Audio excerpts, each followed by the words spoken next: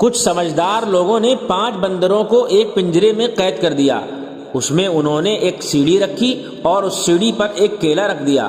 جب بھی کوئی بندر کیلا حاصل کرنے کے لیے اوپر چڑھنے کی کوشش کرتا تو دیگر بندروں پر یک بستہ پانی کی بوچھار کر دی جاتی۔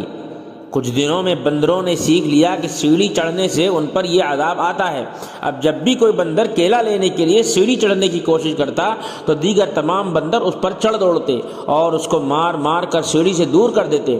لوگوں نے ان میں سے ایک بندر کو باہر نکالا اور ایک نیا بندر پنجرے میں داخل کر دیا۔ نیا بندر جب بھی کیلے کی خاطر سیڑھی پر چڑھنے کی کوشش کرتا تبھی تمام بندر اس کو مارنا شروع کر دیتے۔ کچھ دنوں میں بندر بھی سمجھ گیا کہ سیڑھی پر چڑھنا مار کھانے کا باعث ہے۔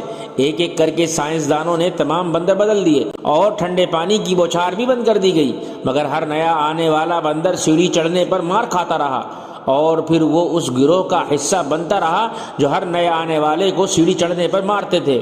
کچھ دنوں کے بعد مارنے والے کسی بندر کو معلوم نہ تھا کہ وہ کیوں مار رہا ہے اور مار کھانے والے کو کچھ پتہ نہ تھا کہ اس کو کیوں مارا جا رہا ہے۔ انسانوں میں توہمات کا آغاز بھی کچھ اسی طرح ہوتا ہے۔ اپنے بڑوں کے اطوار کو جب ہم وجوہات اور دلائل کے بغیر اپنا لیتے ہیں تو پہلے وہ ہماری عادات کا حصہ بنتے ہیں اور پھر وہ توہمات بن جاتے ہیں۔